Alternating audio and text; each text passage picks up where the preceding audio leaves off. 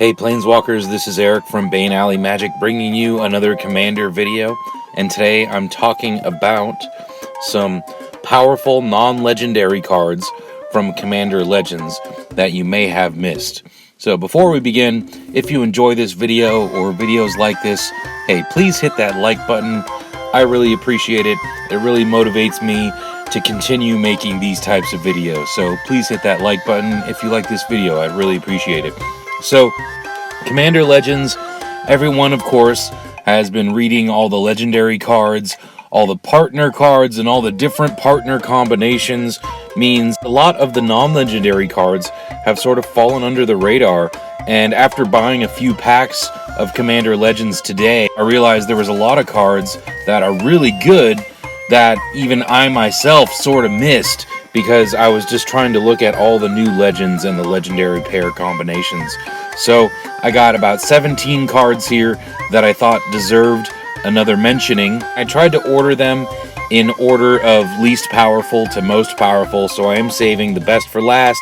So if you're not that impressed by the first few cards, stick around. They're just going to get better and better. So the first card we're looking at is Sweet Gum Recluse, 4 and 2 green for a 0/3 spider with Flash, Cascade, Reach, and when it enters the battlefield, put 3 +1/+1 counters on any number of target creatures that entered the battlefield this turn. So this is going to enter the battlefield as a 3/6, and if it also hits another creature off of its Cascade ability, that creature is going to hit the battlefield first and end up getting 3 +1/+1 counters as well. It's pretty rare that you're actually going to cast many creatures before this on a turn, but I could see that sometimes happening, making this kind of a powerful card. Next we have Sandstone Oracle, 7 mana for a 4/4 Flying Sphinx. When it enters the battlefield, choose an opponent. If that player has more cards in hand than you, draw cards equal to the difference. So this is low on the list because it only basically would go in mono white or maybe mono red decks. And I think though in those decks it's a great option. 7 mana could potentially draw you 7 or maybe even more cards. Red and white struggle in general with consistent card draw, and I think this is a pretty good option on a 4/4 flying body.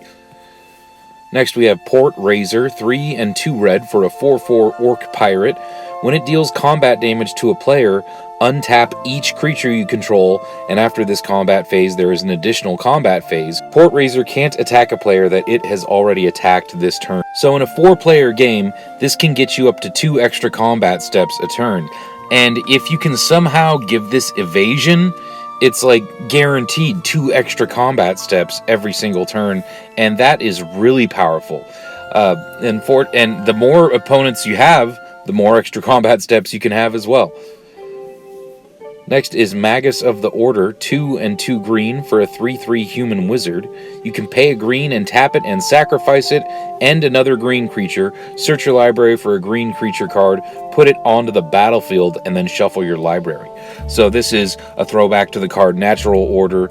It does make you sacrifice itself and another creature, which makes sense because Natural Order has you sacrificing a creature as well. And yeah, just the ability to get any creature you want and just put it directly on the battlefield as long as it's green, very, very powerful. Next we have Keeper of the Accord, 3 and a white for a 3/4 human soldier. It says at the beginning of each opponent's end step, if that player controls more creatures than you, create a 1/1 white soldier creature token. And at the beginning of each opponent's end step, if that player controls more lands than you, you may search your library for a basic plains cards, put it on the battlefield, and then shuffle your library. So I love these types of abilities. It is mono white ramp, and also it's mono white board advantage. So creating those tokens helps you get ahead on board, and yeah, just getting those lands is ramp. Next is Hellkite Courser, 4 and 2 red for a 6/5 flying dragon. When it enters the battlefield, you may put a commander you own from the command zone onto the battlefield. It gains haste. Return it to the command zone at the beginning of the next end step. So there are a number of great commanders that this can make even better. You know, Heartless Hidetsugu, Kalia of the Vast, all kinds of commanders that you want to be attacking with right away. Hellkite Courser puts them from your command zone. onto the battlefield and just returns them to the command zone. And it's not going to increase your commander tax or anything because you're not casting it from the command zone.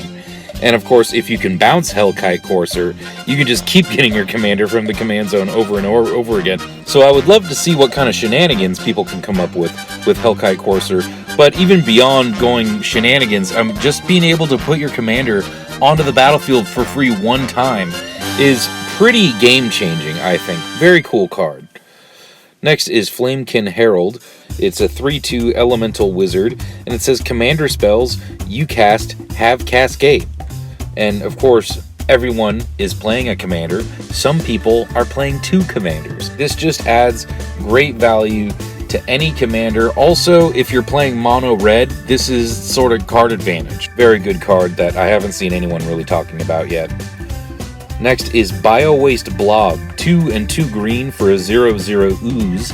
Oozes you control get +1/+1, and at the beginning of your upkeep, if you control your commander, create a token that's a copy of Bio-Waste Blob.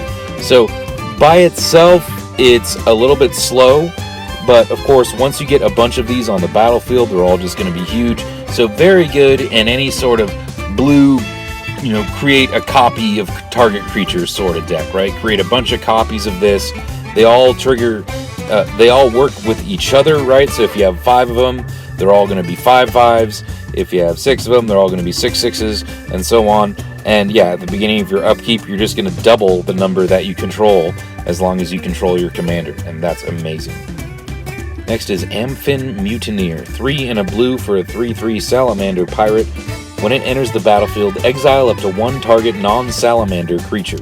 That creature's controller creates a 4/3 blue Salamander Warrior creature token, and it has Encore for 4 and 2 blue. So with Encore, you pay the Encore cost, then exile the card from your graveyard, and for each opponent, create a token copy that attacks that opponent this turn if able. Those tokens have haste, and sacrifice them at the beginning of the next end step. Activate Encore only as a sorcery.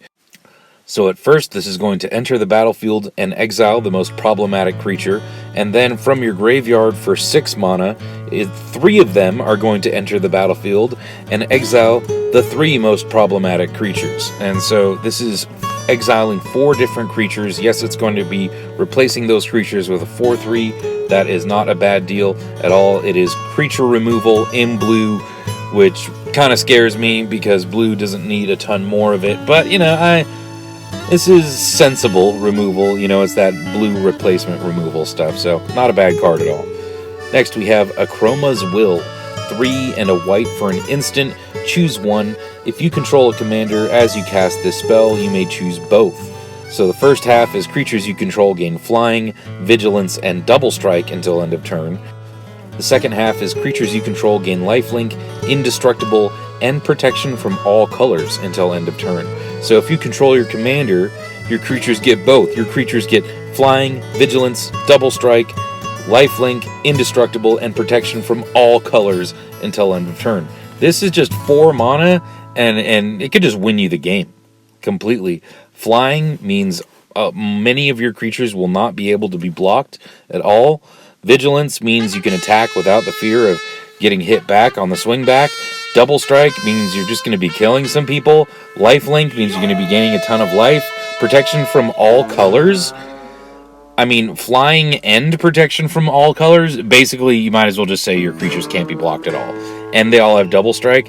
Just imagine if it was just that. Your creatures can't be blocked, and they all gain double strike until the end of the turn. That's insane for 4 mana. That is just insane. I love this card. Very underrated, unspoken of card. Next, we have War Room, the only land on the list. So it's a land that taps for a colorless, or you can pay 3 and tap it, and pay life equal to the number of colors in your commander's color identity, and draw a card. So, if you're 5 colors, you pay 5 life. If you're just mono white, you're just going to be paying 1 life. And for monocolored decks, again, mono white, mono red, this is a nice source of card draw. Alright, we're getting into the most powerful cards now. Deluge, Mnemonic. Anyway. 6 and 3 blue for a sorcery. Exile target instant or sorcery card from a graveyard. Copy that card 3 times. You may cast the copies without paying their mana costs, and then you exile. And so, yeah, just, I don't know, think of all the really powerful spells you could get with this. Storm Herd. How about Rite of Replication? And you can pay the kicker cost for any number of the copies if you have the mana. If you have a ton of life, you could cast Fraying Omnipotence. Make 3 copies of Recurring Insight and just draw half your deck. So yeah, there's any number of different spells that you could cast with this, and just the bigger the better. I think this is going to do a lot of fabulous things. Wrong Turn. 2 and a blue for an instant. Target opponent gains control of target creature. So this is more blue creature removal in that certain creatures, they need to be in specific decks to work, and if they're not controlled by a specific person, they're just basically useless. You know, like say an artifact creature that makes all artifacts 1 less to cast, or a vampire that says all vampires you control get +1/+1, you know, stuff like that. Just give it to a different opponent that has no use for it, and effectively you've removed the creature from being a problem. So I really like Wrong Turn. It's going to be a lot of fun to see the different things people can do with it. Next is Necrotic Hex, 6 and a black for a sorcery. Each player sacrifices 6 creatures, and you create 6 2/2 tapped black zombie creature tokens. So Necrotic Hex, it's basically a board wipe that leaves you with 12 power on the battlefield for only 7 mana. That's not a bad deal. Next is Elvish Dreadlord, 3 and 3 black for a 3/3 zombie elf with Death Touch. When it dies, non-elf creatures get -3/-3 until the end of the turn. So a little mini board wipe, but it also has Encore for 7. So after you make the 3 tokens that are copies of it, and those tokens get sacrificed, all non-elf creatures are going to get -9/-9. So basically a complete board wipe. Having a whole board wipe on a creature is always a pretty good deal, definitely worth considering. Alright, on to the top 2 cards. This was the top 1 card for a long time, but the next card just barely edged it out. So this is Frenzied Saddle Brute, 4 and a red for a 5/4 Orc Warrior with haste, and it says all creatures can attack your opponents and planeswalkers your opponents control as though those creatures had haste. This is insane, and it's an uncommon.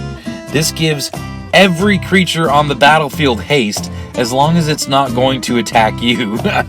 I mean, that is awesome. That is like exactly what a lot of decks really want. You know, we want our opponents to just kill each other, right? And it also gives all of our creatures haste.